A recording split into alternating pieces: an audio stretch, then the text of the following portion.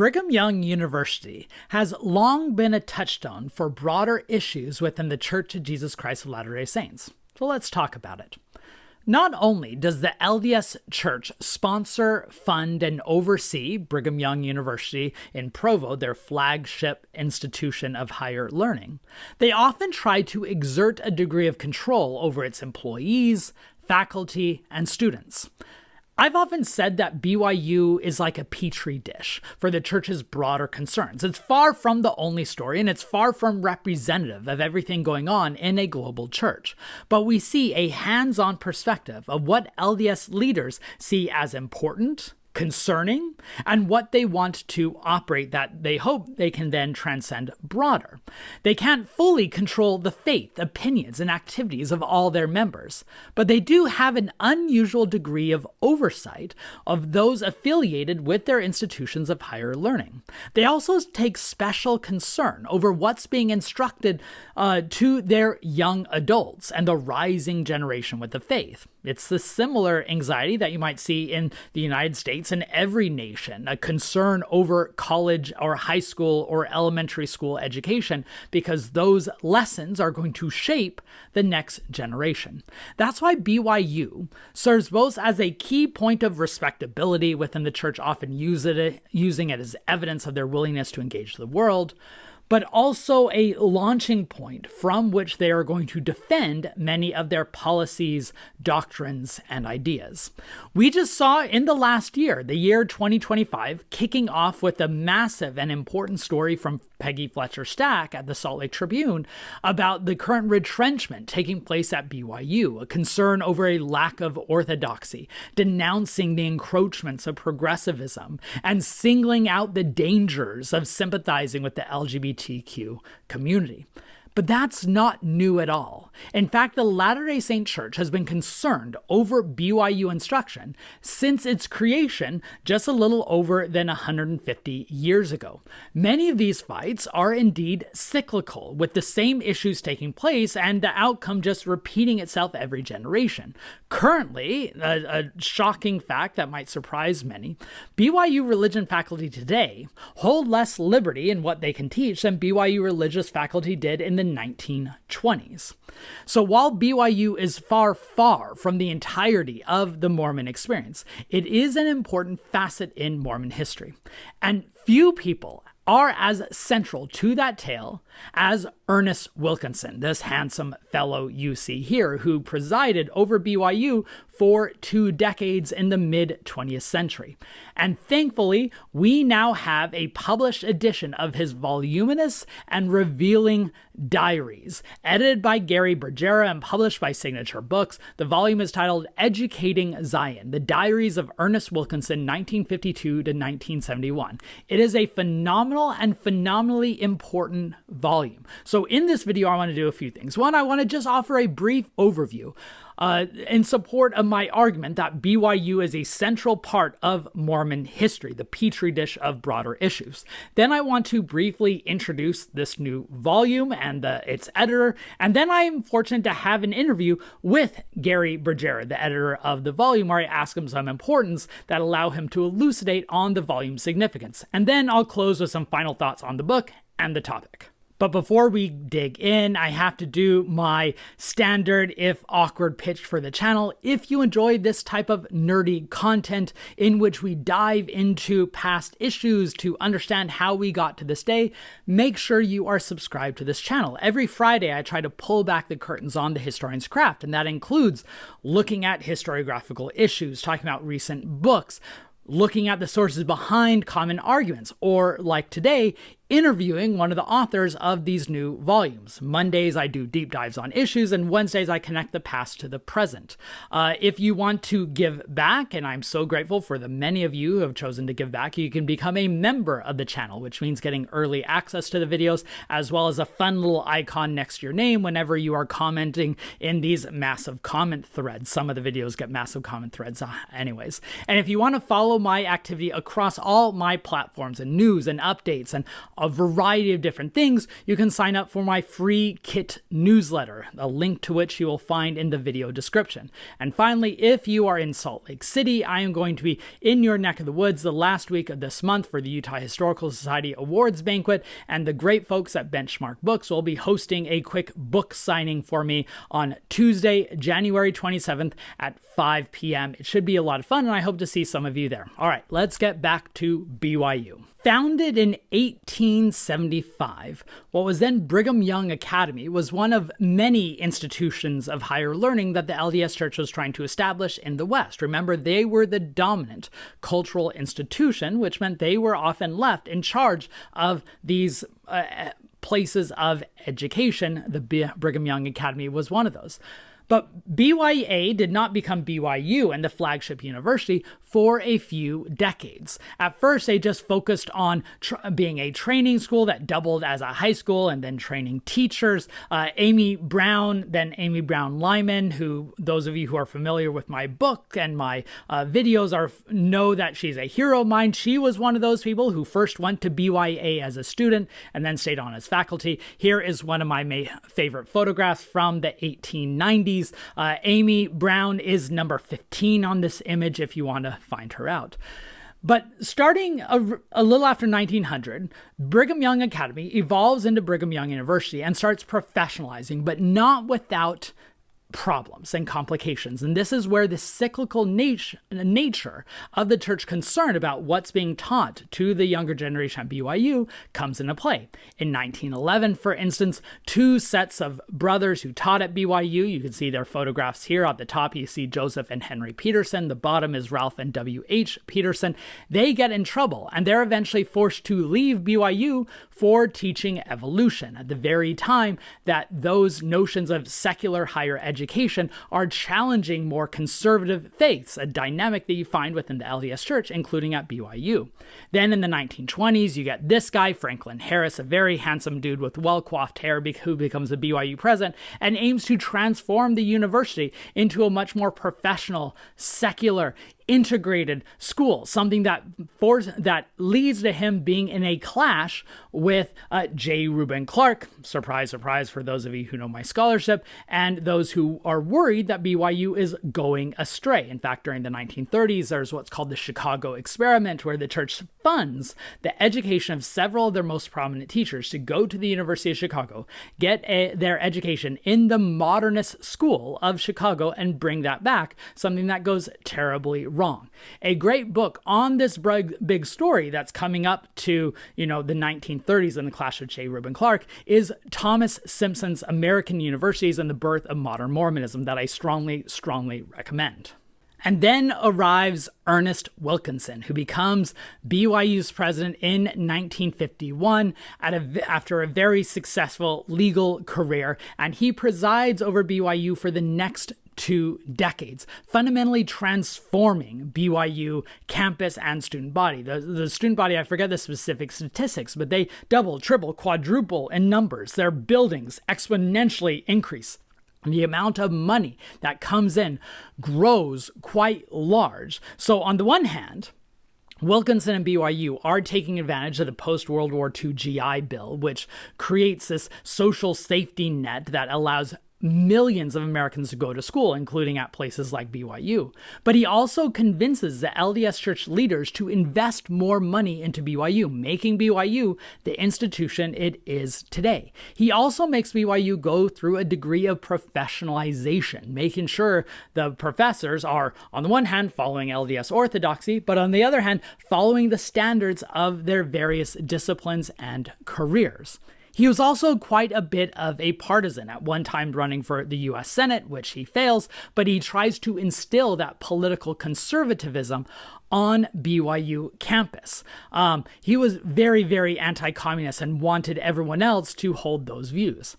Those same dynamics, even after Wilkinson resigns in the early 1970s, continue on at BYU in the decades later, with Dallin H. Oaks as president, with Jeffrey R. Holland, and then in the more recent decades, you see issues like Dick Cheney coming to speak at a commencement address at BYU in 2007, which prompts a massive protest, a formative moment in my own political development because I was a student at BYU at the time. Or even more recently than that, you see the clash over LGBTQ issues at BYU, with Matt Easton delivering a commencement address and coming out as a gay Latter-day Saint, queer BYU students lighting up the Y in rainbow colors, and of course culminating in the Apostle Jeffrey R. Holland responding to these developments by calling for faculty to provide more musket fire in defense of the church's orthodox measures.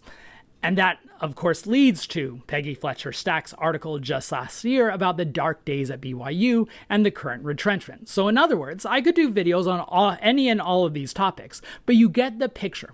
BYU is a hub, a center point, a flashpoint in these broader cultural issues in the church writ large, just found on one particular campus. Which is why I'm so excited for this new volume, Educating Zion, the Diaries of Ernest Wilkinson, 1952 to 1971, edited by Gary Bergera. This is a thick boy. Look at this. This has lots of volumes, pages. And Bergera says that this is only 10% of the content found within Wilkinson's voluminous diaries. And you'll get more from Bergera in a minute about the source space. Wilkinson is a fascinating figure. On the one hand, he was a very successful lawyer who won a massive victory for indigenous nations fighting back against the federal government, which is a reminder that politics don't always fit along our neat boundaries that you might assume. And he tries his best to both gain more support from LDS leaders to BYU, as well as to professionalize BYU, as well as to reinstall orthodoxy. And all of those elements are found within these pages. Perhaps the most notorious story, of course, being the 1966 spy ring, where Wilkinson assigned several students to spy on faculty to make sure they are not teaching liberal dogmas, something that Bergera will talk about in the interview. The diaries themselves are near daily, they're voluminous. I would define them as quite gossipy. Gary Bergera doesn't like that label a lot because he doesn't define between gossip and history, which is quite smart. And what I love about them is they have lots of insights into church leadership beyond just BYU itself. Wilkinson was meeting on a near weekly basis with David O. McKay and other First Presidency members and the Quorum of the 12 and recording what they said. So this is a viewpoint of church leadership during a moment of fundamental change. Now, Gary Bergera, who's the editor of this volume, his name should be familiar to most of you who read lots of Mormon history. He is a former editor at Signature Books and director at the Smith Pettit Foundation. He is a prolific author and editor. His books include Conflict in the Quorum, about the Orson Pratt's fight with Brigham Young and Joseph Smith. His documentary editing chops before this include the Diaries of Leonard Arrington, one of, I would argue, the most important historical documentary editions in recent years. And he is especially prepared for this volume because he is the co-author with Ron Prittis of the wonderful book Brigham Young University, A House of Faith, which has a history of BYU up until the 1970s and 80s that I found very useful. So with all that out of the way, let's get to my interview with Gary Bergera. And now I am very pleased to welcome the editor of the new volume of Ernest Wilkinson Diaries, the wonderful Gary Bergera. Gary, thank you so much for spending some time with me today. Let's start out with an easy one, which is, why do you find Ernest Wilkinson such a significant figure, not just for BYU history, but Mormon history more broadly? Wilkinson's a very interesting character. In some ways, he symbolizes the growth that the LDS Church was experiencing beginning after World War II. Wilkinson was able to take advantage of the GI Bill, which funded the enrollments of a lot of veterans. But he knew that that wasn't going to, it wasn't a long-term solution to his championing BYU. He came on as president in 1951. BYU was a small kind of backwater religious school. The LDS Church that owned BYU, not everybody was on board with expending a lot of money to make BYU grow. Wilkinson was a BYU booster, and he fortunately had the backing of the LDS, the new LDS Church president, David O. McKay, who was also an expansionist when it came to the LDS Church. So Wilkinson had McKay's backing, and he was able to encourage the church to spend a lot of money, a lot more money than some of the other church leaders were thinking they should be spending on LDS church education. The LDS Church also sponsored, besides BYU, seminaries and institutes. Seminaries were adjacent to junior high schools and to high schools, and institutes were adjacent to American colleges. There weren't a lot of those, but there were some. And the church, the LDS Church, was being drawn in a couple of different directions. One was to support BYU, and one was to support the seminaries and institutes. Wilkinson, even when he was over the seminaries and institutes, he held two hats. One was the president of BYU, and one was the church commissioner of education over seminaries and institutes. BYU was his first love, and that was what he spent most of his time managing. So BYU during Wilkinson's years really grew. They grew, I want to say exponentially, that maybe is too much, but they grew considerably. They had a small, I want to say when they started, they had like 4,000 people. When Wilkinson resigned 20 years later, they were 25,000 plus. In terms of context in American education, that probably wasn't, there were a lot of colleges that were growing during the 50s and 60s. BYU was one of them. The University of Utah was another. They had a president, Ray Olpen, whose tenure basically mirrored Wilkinson's. And the University of Utah grew. A lot of other colleges grew. But Wilkinson, his biggest achievement was, in conjunction with David O. McKay, was able to shift the church's educational focus primarily onto BYU. Not at the expense of the seminaries and institutes, because they continue to grow as well. But his emphasis on BYU was really monumental in terms of BYU, the growth of BYU and BYU's history. So why don't you tell us a little bit about the documentary source space for your volume, which is Ernest Wilkinson's voluminous diaries. Sure. Why did he create such a large, comprehensive, and often and sometimes even gossipy set of records that really captured the church's hierarchy during these crucial decades? It's a really interesting question. I think Wilkinson knew he didn't keep a diary before this. There is a document called the Law Diary that is one volume. It's probably 400 pages. His diaries, his BYU diaries that he started keeping in 1951, they're probably, I never counted the actual number of pages, but they've got to be at least 6,000, maybe 6,000 plus pages. In the one volume abridgment that I just did, it's less than 10%. Wilkinson maintained his diaries, I assume, because he knew that he was starting this incredible adventure, helming the LDS Church's premier university. And Wilkinson appreciated history. I think he liked history.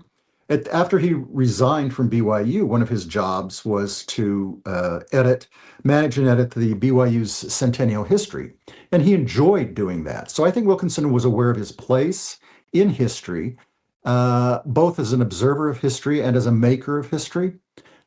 He's also a lawyer. He was trained as a lawyer, so he knew how to present himself in the best possible light. But he also wanted to be honest. One of my favorite quotes from Wilkinson is the epigraph at the beginning of the one volume edition, where he says that, if a diary is going to have any value, you have to include the good and the bad. It's otherwise it's not a good diary. I have a hard time distinguishing gossip from history. So the parts that Wilkinson liked details. He wanted to be sure to document the ups and downs. He wanted to be sure to document personalities. I think he genuinely believed that all those things help to constitute history and are the best sources for future historians.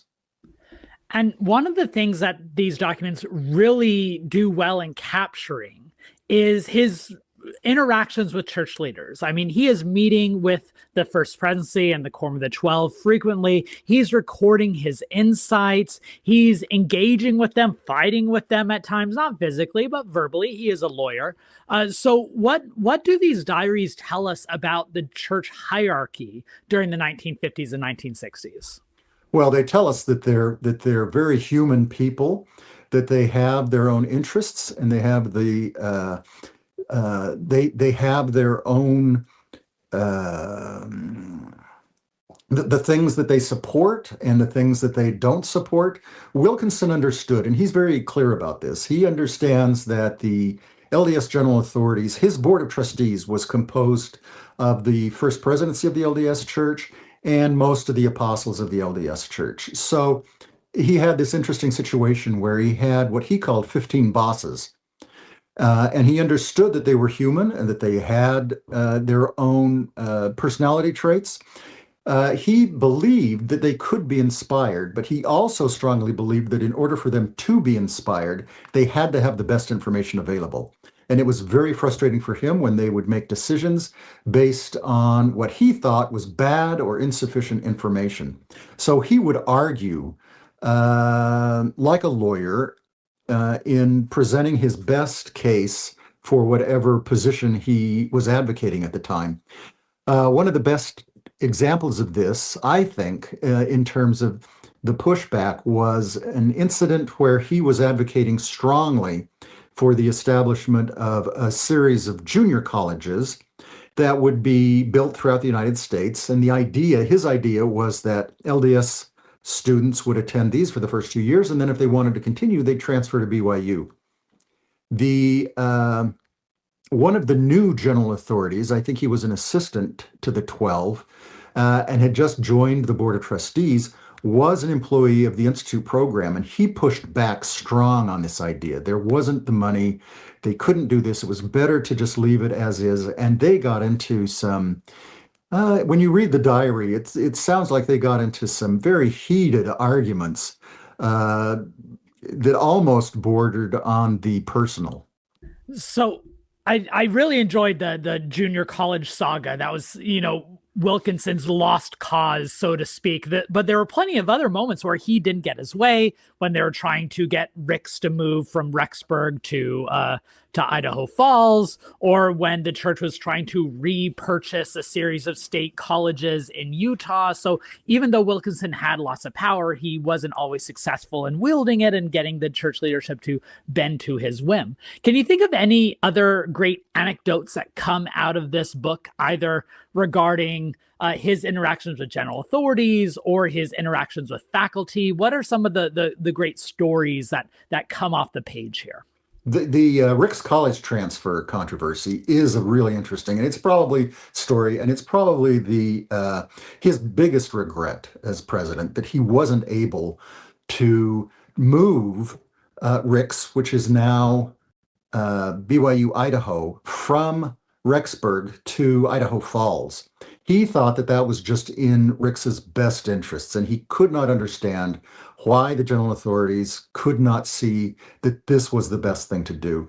And they struggled with this. David O. McKay was reported to have said that this was the most difficult decision that he ever had to deal with. And his board of trustees changed their mind, I think, about 4 times on this. They agreed to move it, then they decided not to move it, then they agreed to move it again, then they decided finally not to move it and to leave it in Rexburg, and actually to spend a lot of money in the future on building Ricks into BYU Idaho. I think that Wilkinson's approach to the 1966 student spy ring is maybe the most disappointing for me personally. His response to that: Wilkinson had run for the Senate and had lost in 1964.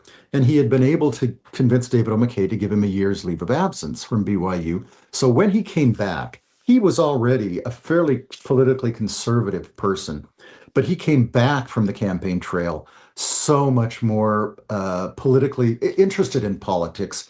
And I also think he wanted to show to people that if he couldn't be a good senator, he was going to be, or a conservative senator, he was going to be a conservative president.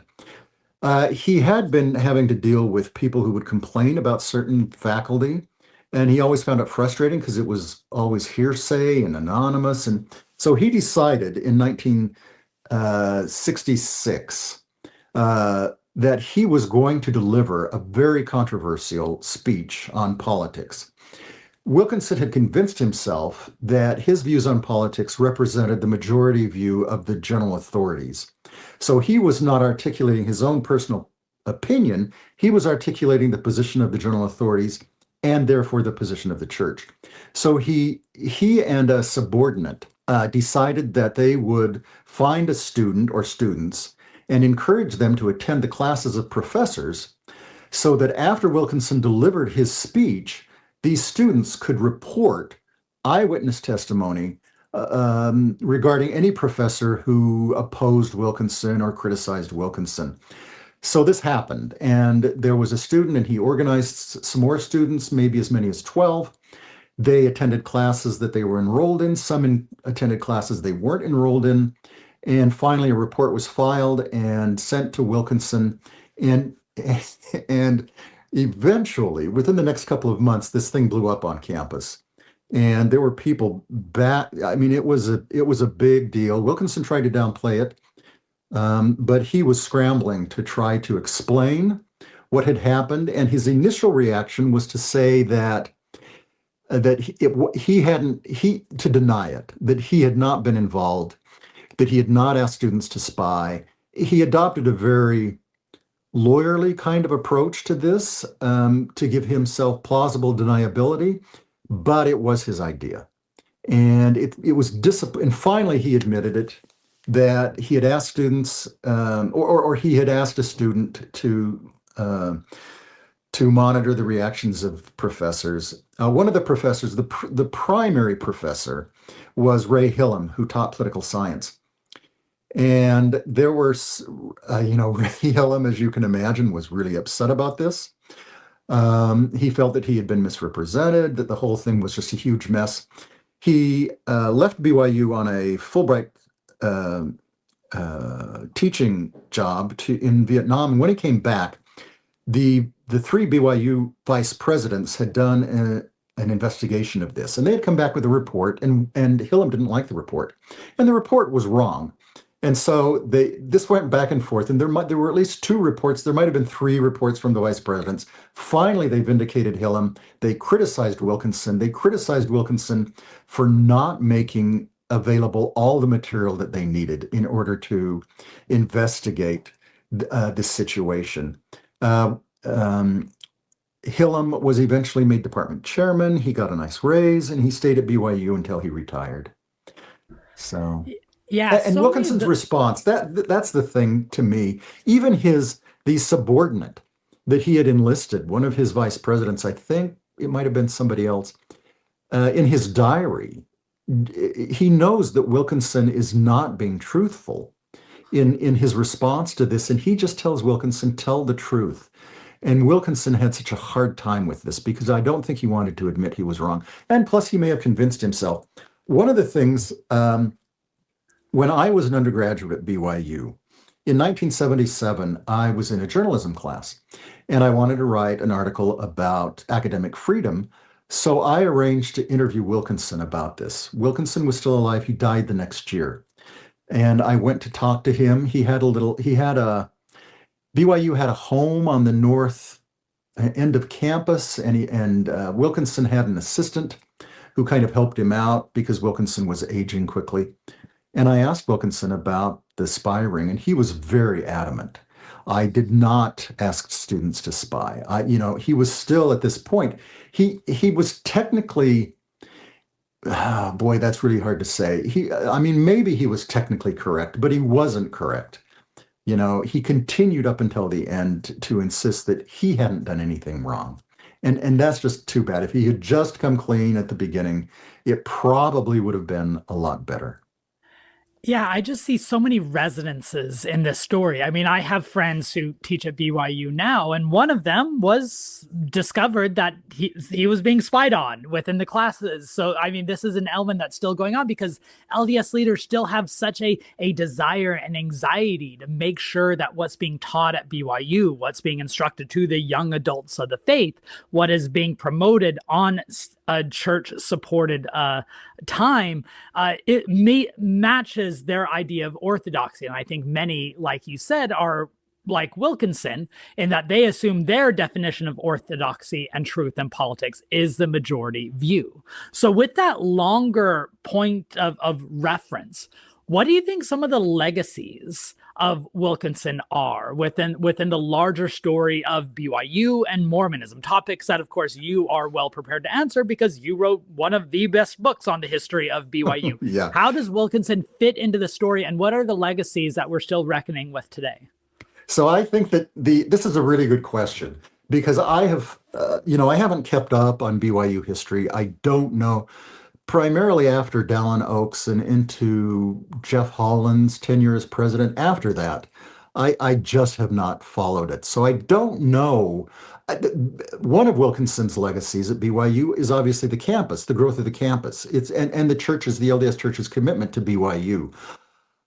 It'll be really interesting. I mean, I can't imagine that they would ever divest themselves of BYU. It's hard to know for sure because they're growing in a lot of places and a lot of places that need a lot of money. But they've got a lot of money, so they maybe can continue to support BYU. One of Wilkinson's biggest impacts on BYU is the honor code and the shifting of the honor code from the management of students and primarily as a focus on cheating to cover a host of moral and maybe moral issues. And shifting the governance of the honor code away from students and onto a paid administrative position that, it's borders on like a kind of a police squad at BYU.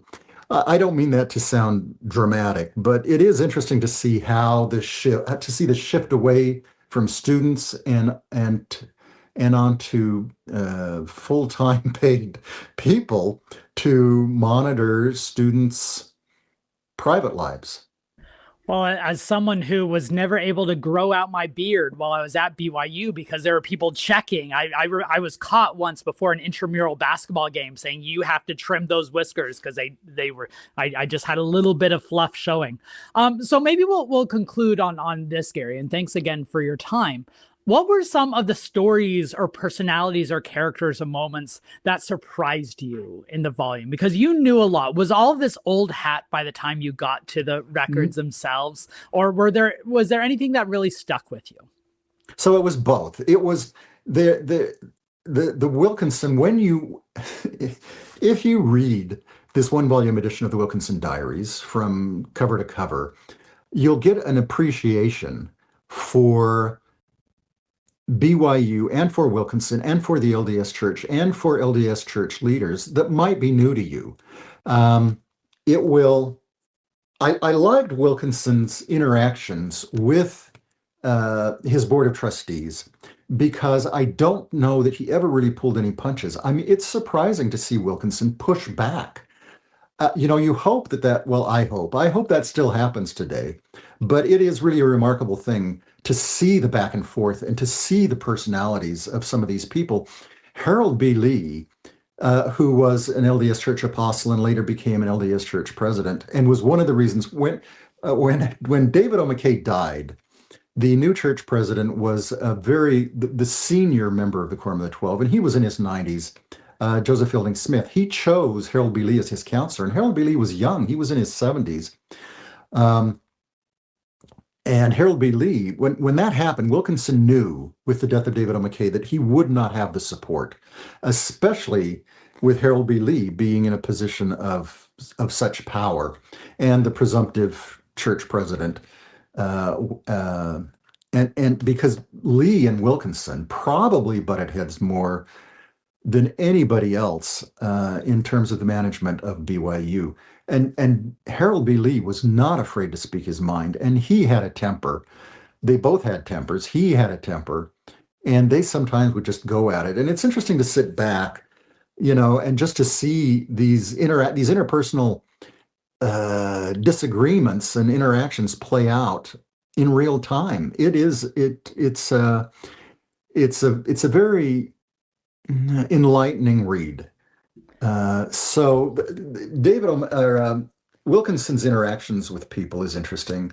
Wilkinson's approach to governance is really interesting. Just to see how much he accomplishes just because he refuses to take no. And there's something to possibly admire about that. I'm not sure. What we don't know is, would a person who had better interpersonal skills have accomplished just as much or better? I don't know. That's an open question. But this is what Wilkinson did. This is who he was and what he was able to accomplish. Yeah, thanks for that. I often come back to thinking that because he was basically recruited to go to BYU, he was such a successful lawyer. He had his career made. I wonder if that just meant that he felt he had leverage. That it's like I wasn't pushing for this job. You gave me the job, so I'm gonna be pushing for what I feel is right. Wilkinson did lobby a little for the job. He knew that before him, the president before him had some problems. Especially with J. Reuben Clark, who was a member of the first presidency at that point. So Wilkinson, he did kind of lobby for this position. One of the things he did that I wonder if he thought that it gave him some leverage is that until he ran for the Senate, he didn't take a salary. I think his salary was $1 a year. And I think that he wanted his board of trustees to know that he was all in for BYU. He wasn't in it for the money. When he came back from BYU, he did get a salary, and I think he was the highest paid employee at that point. I think it was around $20,000 a year. Yeah. Well, thanks so much. Lots of surprises, lots of exciting stuff. So thank you so much for putting in the time. Those who are unfamiliar with this type of world of documentary editing, it's a lot more work than just pasting in text and publishing. You're verifying the text, you're finding background of the various characters, you're trying to just decide what requires a footnote and what does and what doesn't. And I think you did a great job with all of this. So thank you again for spending some time with me today, Gary. Thanks, Ben. It's been a pleasure to talk to you about this. I hope you found that interview as illuminating as I did. I'm very grateful that he gave us the time to answer my questions. And I hope you go out and read this book because I found it very fascinating. No matter your degree of interest in BYU, if you're interested in Mormon history, you're going to want to read through these sources because there is no shortage of fascinating anecdotes. One of my favorite anecdotes is in the 1960s, mid-1960s, I believe it was, Wilkinson knew he was going to have to get a new dean of social sciences, and he spoke with Ezra Taft Benson, of course, the very anti-communist conservative Mormon apostle. And he's talking to him about it, and Benson goes, well, you know who would be good for that job? Cleon Skousen. Anyone who knows Cleon Skousen knows he would have been horrible as the dean of social sciences, given his relationship to faculty and his political positions. Wilkinson, even though he was aligned with Skousen on a lot of these political measures, knew that it would not work. So he tries to put him off, like, yeah, I'll consider it. He tells Benson, like, I'll put him in the list. Then the next day, Wilkinson gets a call from Cleon Skousen saying, hey, Elder Benson told me you want me as a dean. When can I start? And that's when Wilkinson kind of has to walk it back.